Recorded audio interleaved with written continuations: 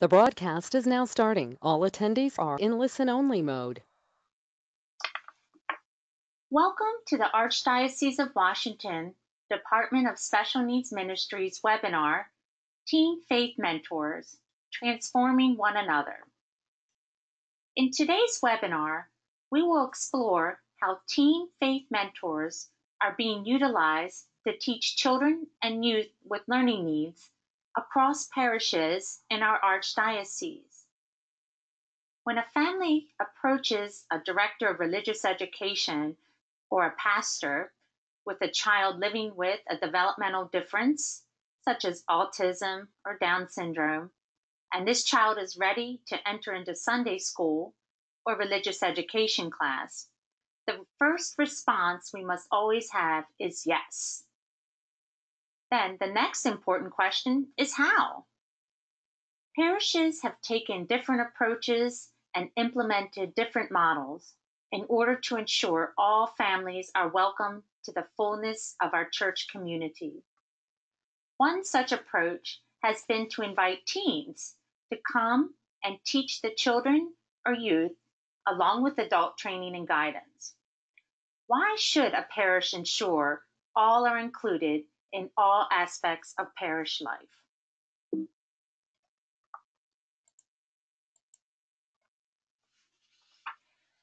I was attending a celebration of Jean Vanier's life at the St. John Paul II Shrine in Northeast Washington. As you may recall, Jean Vanier, who passed away at age 90 this past May, started the L'Arche and Faith and Light movements. So the L'Arche communities are ways to support adults living with intellectual and developmental disabilities in the community. And faith and light movements ensure that everyone can be a part of their places of worship. After the memorial service and reception, I knew there was a relic of St. John Paul II in the building. So I followed the signs to the chapel where the relic was kept. There are two chapels at the shrine covered in beautiful mosaics. They're absolutely stunning. As I turned to leave the chapel, my eyes were drawn upwards to this mosaic pictured here, illustrating the cure of the paralyzed man from the Gospel of Luke. In this gospel story, the house is so crowded where Jesus is staying that the people carrying the paralyzed man broke open the roof and lowered the man down right in front of Jesus. I marvel at the determination of the people who were so bold and actually took tiles off of another family's roof. I wonder if the paralyzed man was frightened and unsure as he was lowered with what I assume are ropes into this crowd of people. I can sympathize with the owner of the house and hear the owner saying, "Now the roof is going to need repairs. Who will pay for that?" I imagine Jesus with compassion and love as he touches the man and declares his sins are forgiven and tells the man to rise and walk again, healing this man, both body and soul. All in the house are astonished and amazed. But it's the people, those people carrying the paralyzed man. They're very interesting to me because they did not wait for a ramp to be built or a program to be developed. They simply took action and brought this need to Jesus. And Jesus, in turn, responded with love and compassion. And still, despite all this, the people were amazed and astonished. We really need to be open to the yes.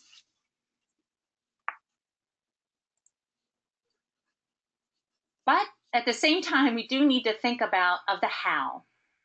There are many different models of adaptive religious education used across the Archdiocese of Washington. Any of the models we will discuss today need to fit the community served by the parish. This will not be the same from parish to parish.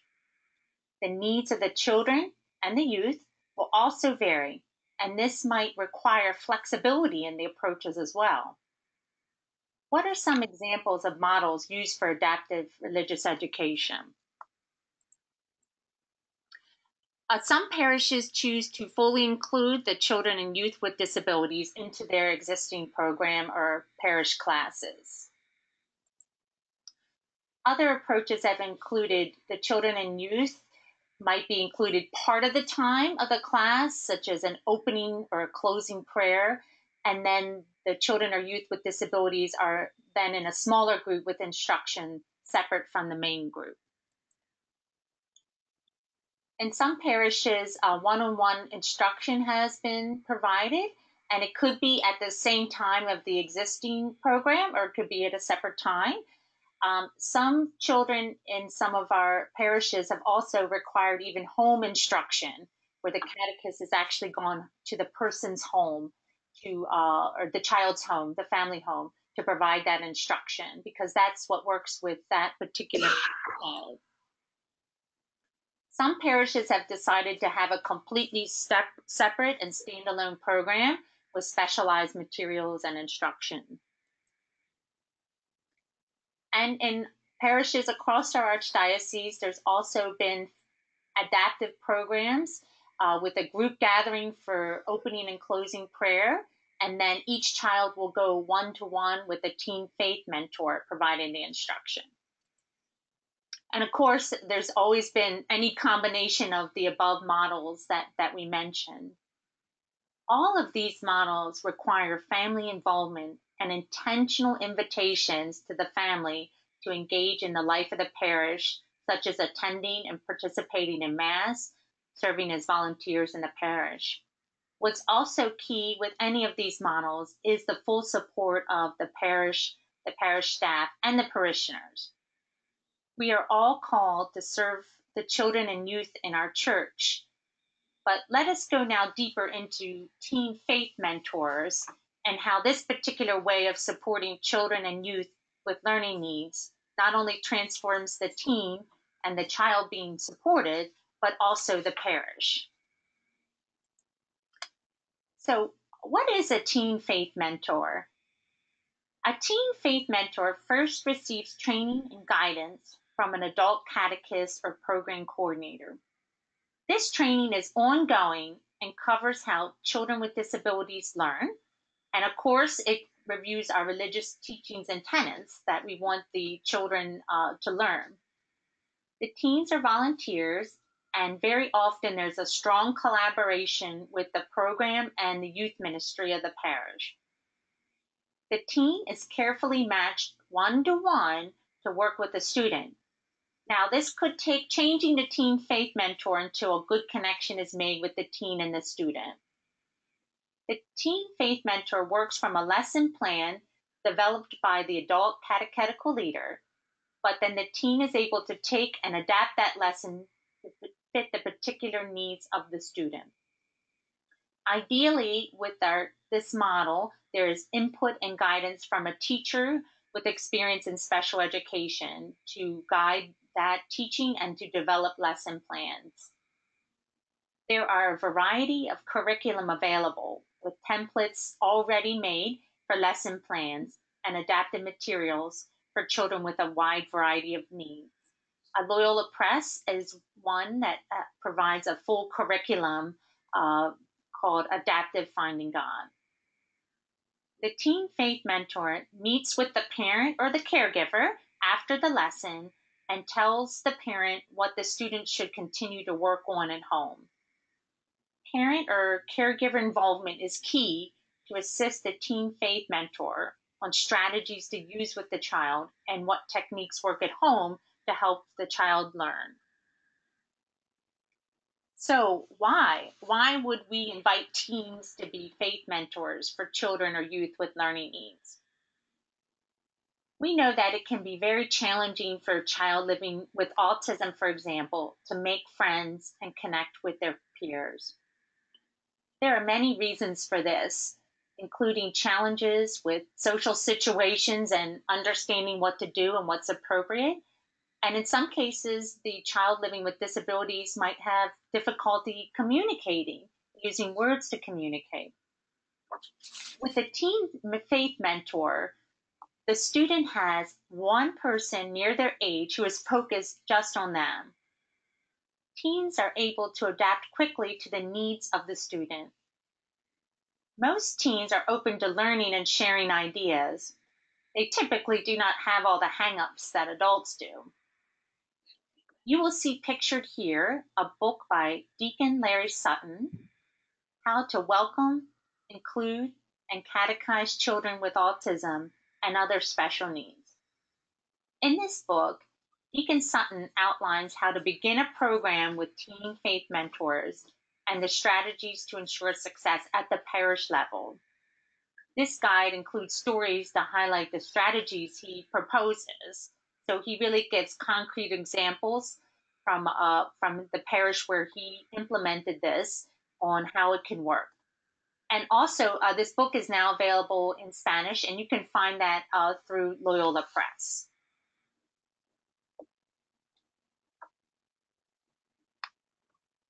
What are the blessings and challenges with utilizing teen faith mentors? We spoke briefly before how teens adapt and learn quickly to the needs of the student. Overall, the teens are committed to the program and do return year after year. They tell their friends and recruit new teens to come. One of the greatest blessings is the visible sign in our parish of children with disabilities attending Mass along with their families. In some cases, for the first time, a family was able to attend Mass together.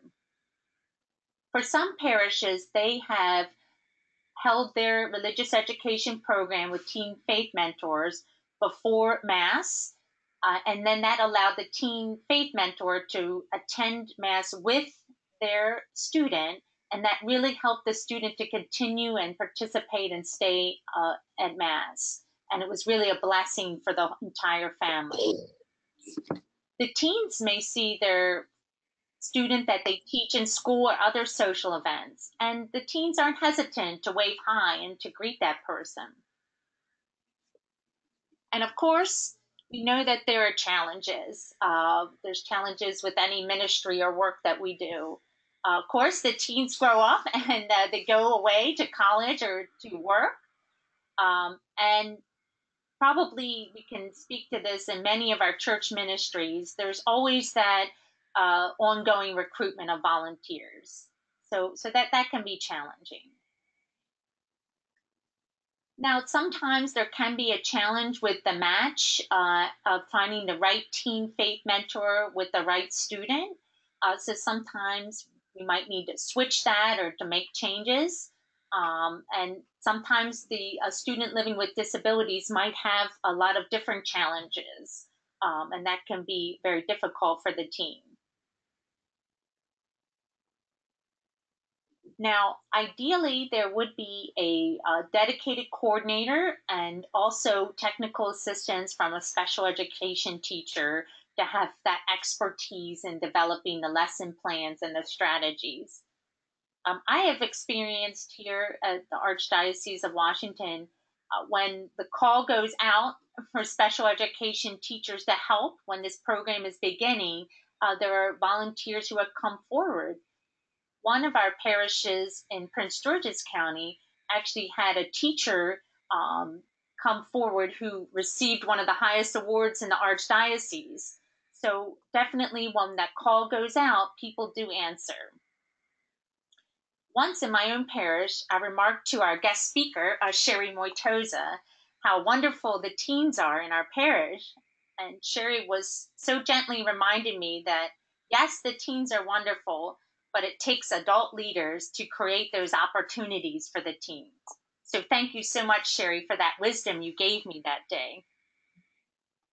So now we will hear from two of our ministry leaders that come from St. Rose of Lima Parish in Gaithersburg, Maryland, to share their experiences with teen faith mentors. So welcome, Sherry and Molly. Hi, Rachel. Hi, thanks, Rachel. So we described briefly what is a teen faith mentor, and perhaps Sherry, we could start with you, and then Molly. How would you describe it, though, from your own experience at St. Rose of Lima? What is a teen faith mentor? Well, I really I love the picture that you used from the when the friends lowered down the man to Jesus, because to me that you described very well what a teen faith mentor was, is that they're often very determined, bold. They took action, they didn't wait. And so those were all things how you were describing the friends of that the man that was lowered down to Jesus. But Molly has a great definition as well. Well, we were talking about, in addition to just being catechists, they're really, those teens are accompanying our students. So they're accompanying them on their faith journey and their preparation process for sacraments. And that accompany piece and that relationship, especially with young people with special needs, is crucial. So they're not just serving as a catechist, but they're really serving as someone who is accompanying them in their lifelong faith journey and building a relationship with them. Yes, and that's what Pope Francis has called us continually to do, right? That encounter and accompaniment. Yeah. So thank you so much for that description. That's exactly what our Holy Father has called us to do. But thinking about your own individual roles at the parish, Sherry, I know you're in charge of many things as well as outreach and social concerns, and Molly is youth, in charge of youth ministry. What would you describe are some of the fruits you have witnessed in utilizing teen faith mentors? I think that this whole ministry at our parish has really taken off and blossomed. And it's because of the work that the teens have done that I think that it's really taken off. So we've really seen a lot of fruits at our parish, but because they've really transformed the way that adults in our parish look at this particular community, and they've really opened up their arms and welcomed them in many different ways. And they almost come to church expecting to see different groups. You know, they could come here during the day in the middle of the week and see different groups using the facility. They could come here on the weekend and see a party or a celebration with adults with disabilities. So it's become it's become expected that, you know, things are going to be happening at St. Rose with people with disabilities. So it's neat to see those kind of fruits. Yeah, I feel like young people and teenagers have this multiplier effect because they're living witnesses to their faith. And so when they participate in adaptive religious education or any part of this, they're not just evangelizing the students that they're working with, but they're evangelizing our adults, our different parishioners in our community, even our priests. And as Sherry and I were talking earlier, they're re-evangelizing themselves as well, because as they're going through the program and they're having to reteach things that they learned years ago, they're kind of coming into their own faith again as young people. So I love the kind of, it has so many multiplying effects aside from just that 1 hour that they meet every couple of weeks in adaptive religious education. I think also another thing that has happened is that it allows a different group of people, of teens, to be involved in some type of ministry at the parish. Because, you know, there's certain kids that go to the youth group, there's certain kids that are in the choir, certain kids that volunteer for, you know, to be an usher or an altar server. And then there's a certain group of kids that help out with adaptive. And sometimes they overlap, but not necessarily. So it provides a different kind of niche for, you know, different students to be involved in ministry at St. Rose. Right. Sherry and I talk a lot in youth ministry how we're trying to move away from this kind of insulated youth group model of meeting once a week and having these different ministries, especially with adaptive. I remember when my first couple of years here, I said to Sherry, I find it a blessing that there are a couple of teens in those programs that I don't know necessarily because they're not directly under the youth group that meets every week. And so it really meets a wide range of young people in the parish and also empowers more adults to work as youth ministers within the parish, which is really, I think, a broader model of youth ministry, and one that we're really grateful and blessed to have at St. Rose. We could really go on and on about the fruits of the ministry, because they really have been endless. So of course we know that there's challenges with any ministry that we have, in our parishes. So, but what would you say, Sherry, Molly, were some of those beginning challenges when this program was just begun, or how many years has St. Rose used this model?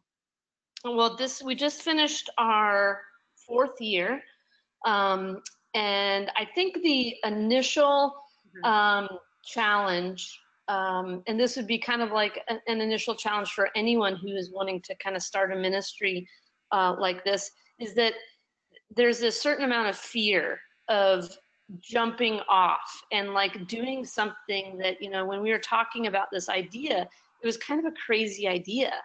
And people kind of looked at us like, what do you guys, what?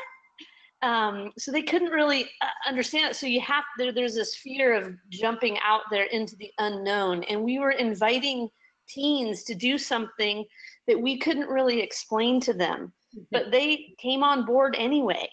And so that was kind of a challenge. And then not knowing how, we were going to, the book that we read from Deacon Larry, he had it one way, but we couldn't do it the way that he was doing it because we didn't have the same kind of facilities as him. So we had to be kind of creative.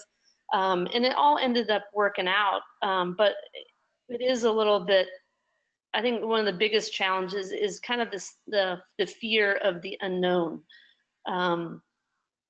But we ended up overcoming that. We didn't have a problem with getting teens on board, because we, the way that we got around that was that we had some of Molly's catechists kind of handpick kids. And then our priest, Father Mateo, he wrote them all kind of a handwritten note inviting them to be a part of this exciting new ministry. And that was really kind of beneficial. And they kind of, they were like, oh, well, the priest asked me to do this, and so I've got to do it. So that wasn't as much of a challenge. But it's also, a challenge to, you're constantly having to educate people in the parish as to why we are doing what we're doing, because there's a lot of people who don't know that this is really what we should be doing as a church. So you end up doing a lot of education along the way. So I would also share again with our people attending this webinar that many of our parishes, they actually would get feedback when they wanted to start this that, oh, the teens won't show up, oh, the teens won't do it at this time. And when that very intentional invitation comes out, the teens answered the call. We even had one parish that decided to do their program at 9:00 in the morning on a Saturday. And people were very discouraging to that coordinator, but she pressed on. And again, she had more teens than even students. Yeah, I think that teens sometimes get the, they when you raise the bar with teenagers, they're going to go for it. And I think that if you set the bar high and the expectations high of this is what we're expecting of you, and this is what you are going to do, they will rise to the occasion. And we have seen it time after time. We have very few teens that drop out of the program. They either stay, probably 90% of them stay committed and are almost there every single time. There are times when they have, a family conflict or whatever, but they come, they are so faithful and come. And I think that's because we set the expectations very high and they go for it, because I think they appreciate that confidence that we have in them. It is that, hey, this is your program. You guys are doing this. you're the examples to the rest of the parish. You need to be at this level of with your work as a faith mentor. Excellent. And we kind of touched a little bit briefly, but about one challenge of that ongoing formation of the parish. That's how I would like to describe it. It can't be a one-time formation for our parish as well, right? That formation that all are included at the table, not just all are welcome, but actually living it, and being intentional. What would you say are maybe some other challenges that are probably going to keep ongoing, that there might not be an exact resolution to it? How would you speak to any ongoing challenges? Yeah, I mean, I think one of the things that Sherry touched on was a lot of the times the challenges are often more with the adults than the young people, and understanding how capable our young people are in recruiting and having them be a part of ministry in a very real way. And the bishops in youth ministry talk about this a lot, of giving them very real leadership roles in the parish. And I think so often we don't do that because of the fear or because of our own notion that they're not capable, they won't take it seriously enough. I think one of the greatest challenges that we have to continue to challenge ourselves is, how do we continue to empower young people to step into those leadership roles?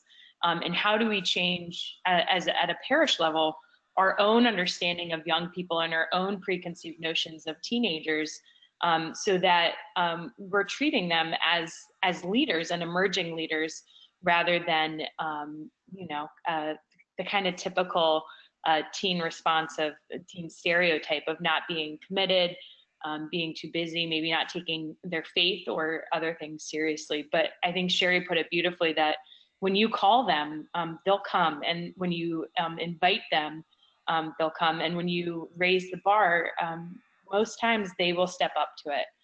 I think not only with the teens, but the students that we work with who have disabilities, I think that a lot of times people set the bar really low for them as well.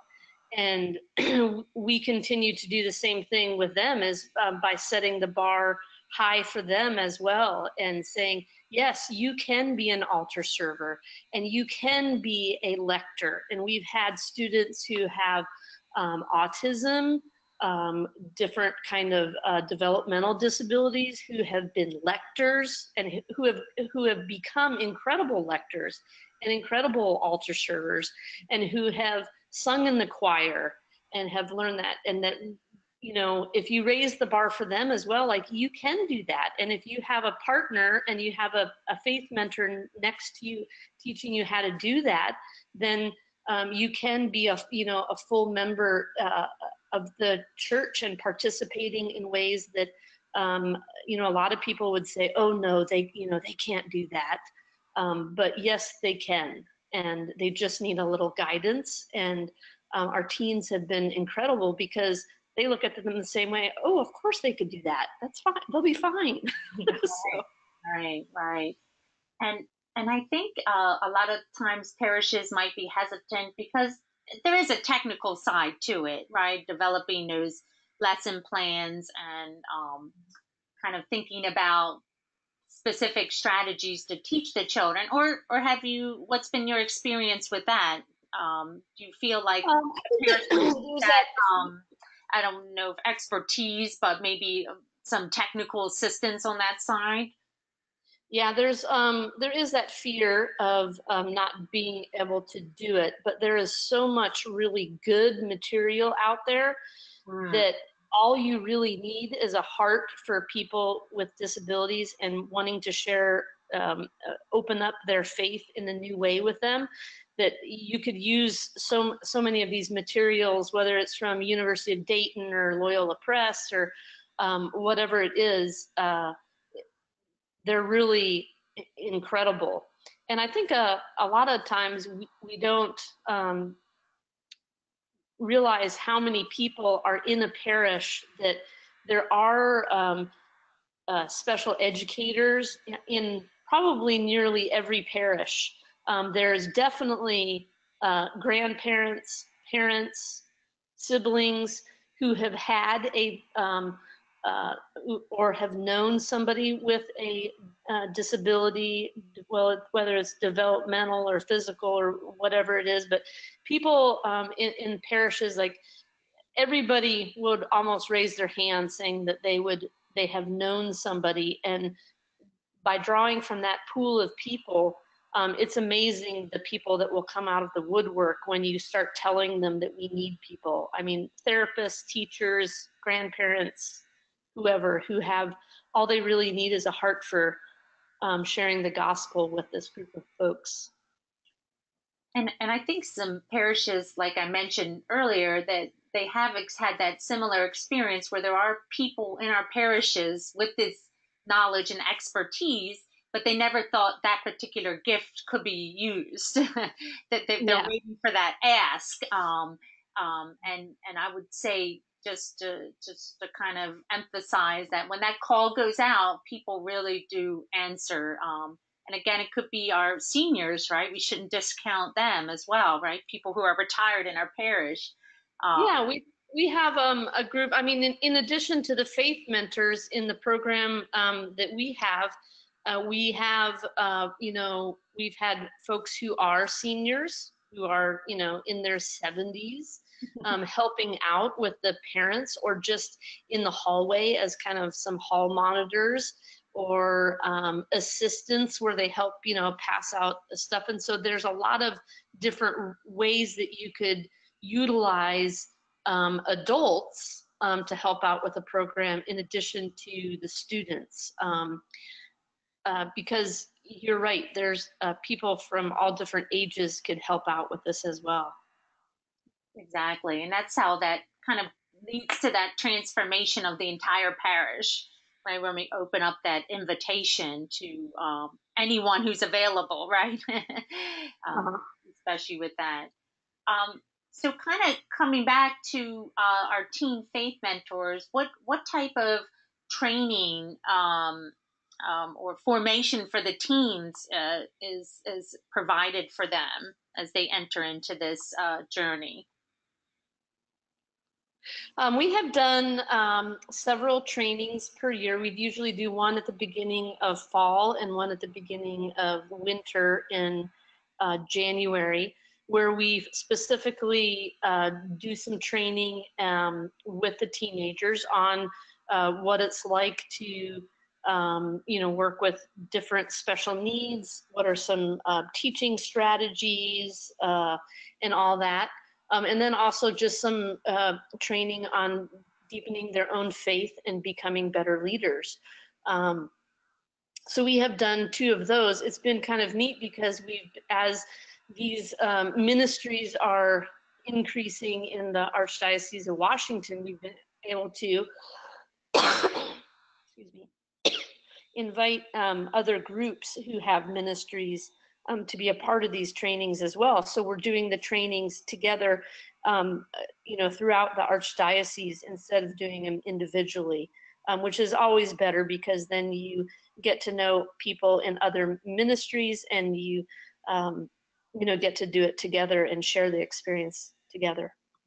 And one of the things that Sherry and I have teamed up with is doing more leadership training with our young people, because they have so many gifts and so many talents. And a lot of times it takes that formation for them to be able to recognize that through different self-reflection and dialogue, that they are capable of doing this, and finding different ways to empower them so that they can continue to be in this ministry and continue to grow personally in their faith, and also as ministry leaders themselves.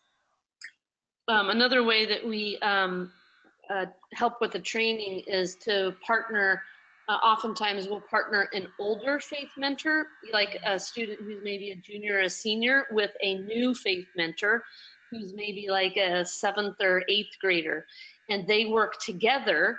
And so that's one way that you can continue to feed your program of teens. As the young ones come up, the older ones are training the younger ones, and then the older ones leave, and then you have this nice cycle of students that are coming up through the program getting trained. So that has worked really well as well. And Molly, I like what you said earlier, and this kind of comes back to that training about thinking about youth ministry in different ways, right? A lot of times we think about youth ministry as just meeting once a month or once a week, and not thinking about the fullness of our youth, their full development, and inviting them in different ways to be part of the life of the parish, especially as leaders, right? I mean, we want them to continue their journey. So I really appreciate that emphasis too of training, as they are leaders. That they're not just our future leaders. I've heard one young person say that people say we're the future of the church. We're not the future of the church. We are the church.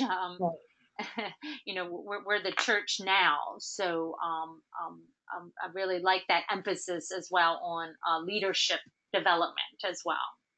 Right.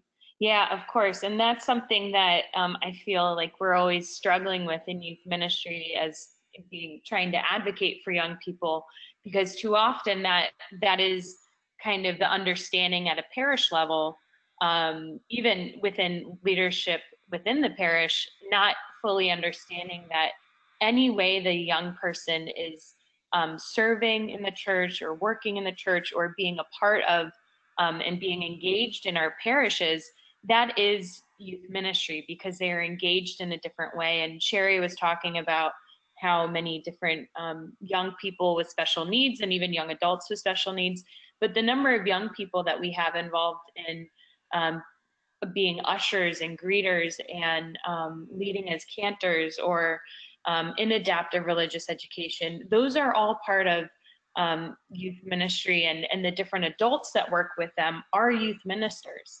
And so it's kind of trying to change the perspective at a parish level that it's not just that one group of teens that meets once a week or once a month, but any young person that walks through our door should be treated in a way where they can be looked at as leaders, they can be looked at as a real member of their parish, because I think it benefits the parish as a whole, but also the lifelong faith formation of that young person. So it's a shift in perspective of how we look at young people and how they work and live and serve in the church.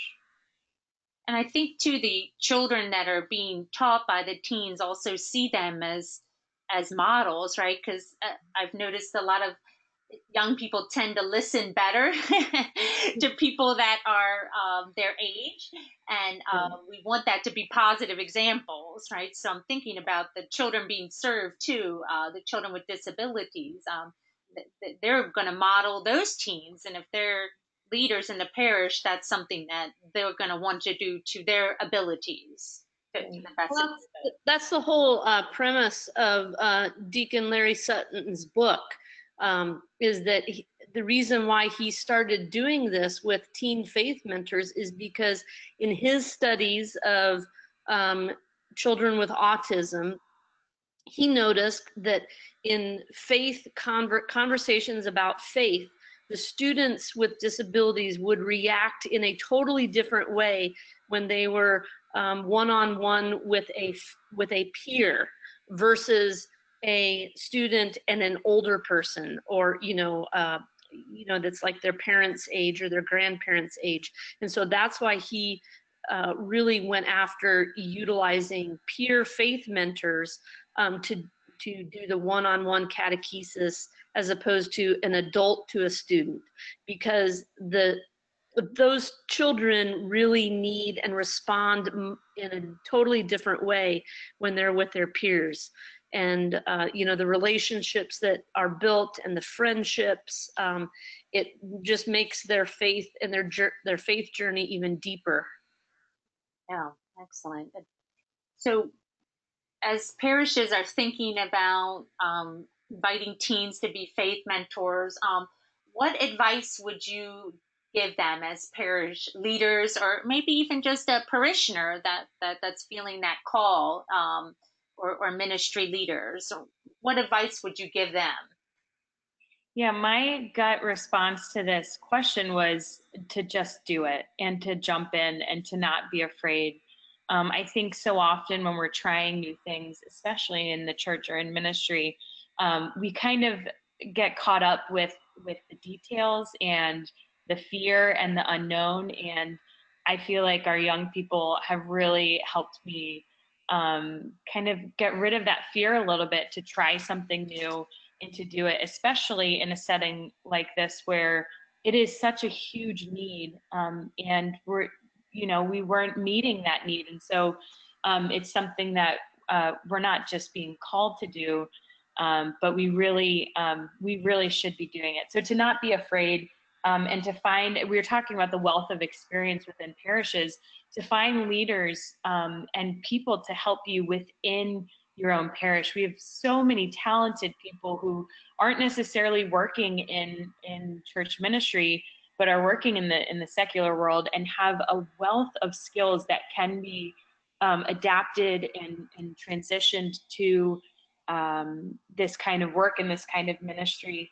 I was sharing with Sherry that one of someone who's helped mentor me in developing leadership for young people works in selling cars and works in a dealership and training his own people and employees at a dealership, and adapting that to young people and how to train young people in leadership and empowering them has been huge for our own ministry. And so not being afraid to find and to ask for help, but to find people who wouldn't necessarily fit the perfect box, but really looking within the parish to see who can help and assist in this kind of endeavor. I agree with Molly that my first instinct would be to tell them to just go for it. And I think back to that, look back to that picture that you started with, Rachel, is that those friends of the man who needed to be healed, they didn't stop and like assess all of the things, the problems that were in their way and what they just knew that that man needed to be healed. And so they found a way and they just went for it, and they plopped him down through the roof of a house, and they just did it. They didn't stop and make a checklist, the pros and the cons and all this, because by that time Jesus could have been gone. He could have left the city and gone onward, but they knew that they just needed to do it. And that's just kind of, sometimes we just need to go for it, and then just continue to pray that the right people will fall into place and that the support will be given and all that. But you've got to step forward first, and not hang back. You just got to start digging that hole through the roof and dropping those people down. Dive deep. That's maybe right. not the literal, of today's world, but They did use ropes. We should note safely. Well, thank you, Sherry Molly, so much for sharing your thoughts and experiences. I will ask you to stay with us so that we can have time at the end of this webinar for anyone to please have questions or comments. We welcome your comments as well. As we start to finish up this webinar. So please, if you take and you will see a question bar, it should be to the side of your screen where you can start typing in any questions or comments you might have, and they can be challenging as well. We welcome those challenging questions. So what are some concluding thoughts? We are not a complete church when we are missing members. St. Paul kind of speaks to that, where you need all the parts to be one church. You cannot be a whole church when you're missing members. When we welcome a child living with disabilities, we welcome the entire family. So often the family has had experiences where they haven't felt welcomed, and the entire family has decided not to continue in their faith. We had an experience recently at one of our parishes where a child living with multiple needs um, uh, was finally welcomed and catechized in their home. So that was an example of a one-on-one catechesis with at home. And when she returned to the church, the whole family came back to attend Mass. Ministries and programs, any ministry or definitely reflects the community that the parish serves and shaped by the members. So St. Rose has this model and is serving the community of St. Rose, but another parish might take pieces of that model and shape it to their lived reality of their community. If you met one person living with autism or Down syndrome, then you met one person living with autism or Down syndrome. People with disabilities are unique like all of us. Resources, supports, and training are available. And really, we can share across our parishes different resources, like Sherry mentioned, having trainings and inviting other parishes to join in on that training. And also, there are a lot of different curriculum models available and materials available to help with that. And just as Molly and Sherry mentioned, teens are ready to serve, but we do need those adult leaders to provide the opportunities and that intentional ask.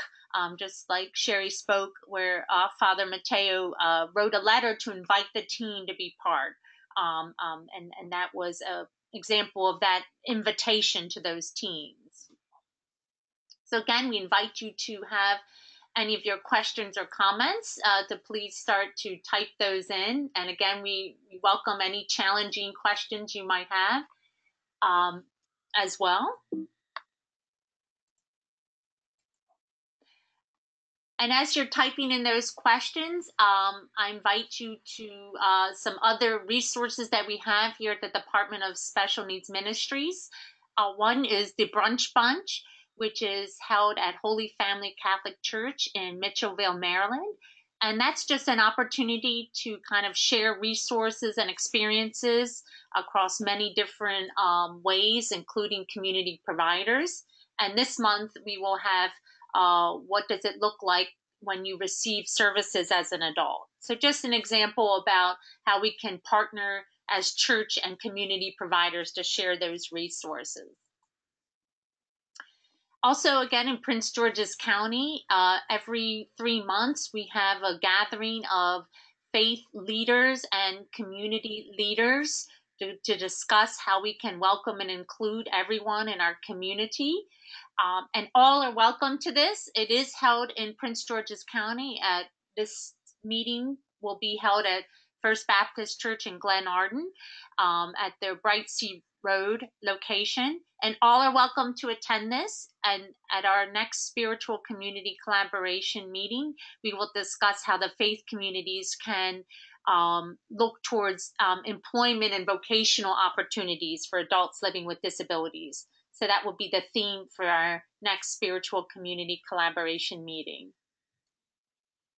We also invite you to join our monthly webinar series, and we try to hold it if we can the second Thursday of the month. Just stay tuned if we need to change the date, but we have planned for July 11th, again, 12 to 1 p.m., a discussion on mental health and spirituality. Many studies have shown that when a person experiences a mental health crisis or a member of their family is, they almost always turn to a faith leader for support and guidance. So how can we respond to this very important and very huge need in our church community? So we'll be discussing that at our next lunch webinar series. And as Sherry mentioned, there's many resources available, and there is a handout along with this webinar with these particular resources. And I encourage you to explore that mini documentary from St. Rose with the program we've heard today. And it really kind of outlines and shows how this program came about and ways that it's realized in the parish. And Loyola Press is one publisher that has materials available. Sherry mentioned is also University of Dayton, RCL Benzinger, our Sunday Visitor. Many of the religious education publishers have those curriculum available, so that can help guide you as well. Okay, we do have one question here. Let's see if we can read it here. All right. Okay. What the question is? Do you use teen faith mentors for young children? So I think this person might be thinking about maybe grade school or lower, or what ages do you generally have the teen faith mentors with? We typically use first grade, kind of kindergarten and first grade as the starting point. It really depends on the student and when they're being able to, prepare for the typical age of when you start preparing for first Eucharist. That's when we typically start, and then we go all the way up to like last year we had a young person who was 19, and actually he was the oldest one that we've had as a student. But the reason why we don't go any lower than that age is because it changes a little bit from having it be a time where they could do catechesis to it being just a time where you're hanging out and playing with them. And so that's why we don't do the preschool, because of the special needs of the students. It's typically, a lot of them have a difficult time comprehending the information to begin with. We start when they are ready and able to kind of look at the information that we're, prepping them for their sacraments, at the typical age. Okay. And how have you found that these families, I guess, find out about this particular program? It doesn't take much. Okay, thank you. Because families like this, they have like this built-in network. And they, one family talks to another family, and then they talk to another family. And so it spreads kind of like wildfire. So we typically don't need to go out and recruit anyone.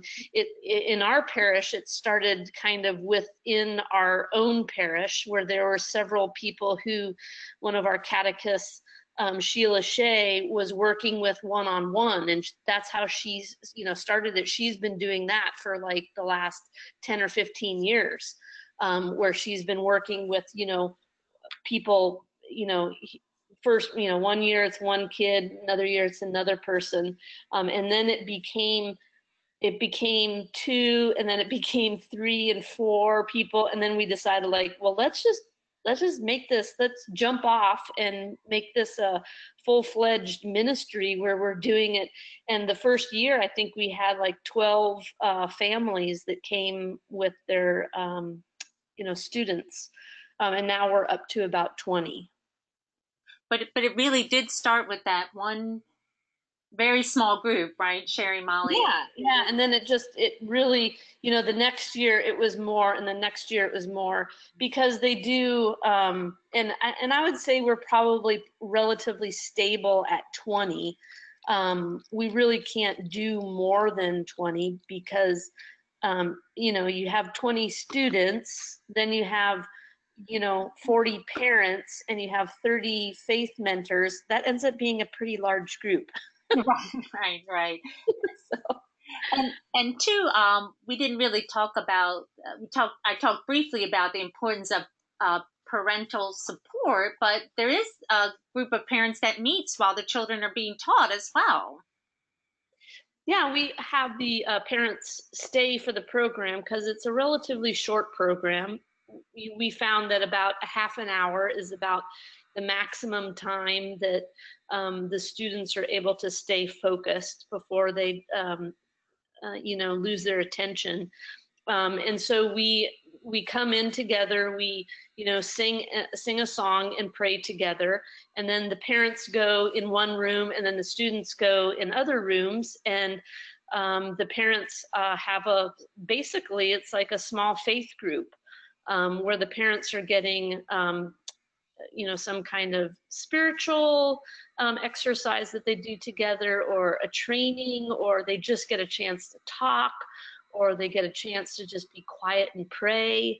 And then everybody regathers together. So it's more kind of like a family catechesis. Right. And again, I always share with parishes as well, please just take elements of this to adapt it to the needs of your parish. Because Definitely. right. And also to the children that are coming forward, right? How would you describe the children in terms of their disabilities? I believe it's a full range of all different. Oh yeah. Yeah, we have I think the only we've never had anyone who has been blind. We haven't had anyone who is deaf, but we would have the capability of working with them. But it is very, very wide and broad. Ranges of kids, and like you were saying, everyone is different. We've had many different kids with autism, many different kids with Down syndrome, and they're all very, very different and very unique. Right. So in one sense, the program has to adapt year to year in some ways. Yeah. Mm-hmm. Yeah, but the teens have, we've never had a problem finding the right connection with the teens. And there is, in the beginning of the year, a little bit of shuffling that goes along. And sometimes a student is a little bit too challenging for a faith mentor. We switch it up, and it ends up, we end up getting the right. It's about getting the right match. And once we always find the right match, and then it ends up working. But at the beginning, it is trying to find the right matches. Can be a little challenging. But since you have that more broad, pool of teens, if I could say it like that, it kind of allows you to do that matching, right, Sherry and Molly? Oh yeah, yeah.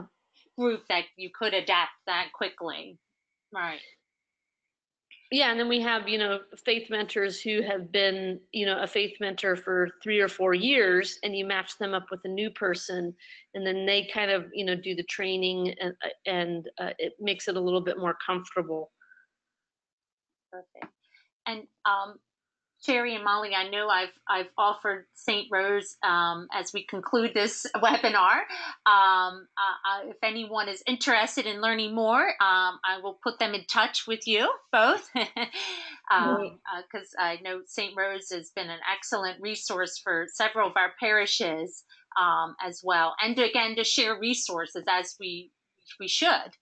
Like training is a perfect way, right? That we can train teens and coming together, and of course then to go out and meet the needs of your parish and the community that you serve. So anyone who's attending this webinar, I can certainly put you in touch with Sherry and Molly if you'd like to learn more. And again, I encourage you to watch the mini documentary. Just a nice way to see the program in action as well. So, and Rachel, I want to thank you at your office, the Department of Special Needs Ministries, because you guys have been very instrumental in helping us and guiding us in all that we have done. And we definitely couldn't have done any of this without your department and your support and encouragement and all that. You guys have been fantastic. So thank you for that. Oh, thank you, Sherry, so much. And I will also put us out there. You're right, Sherry.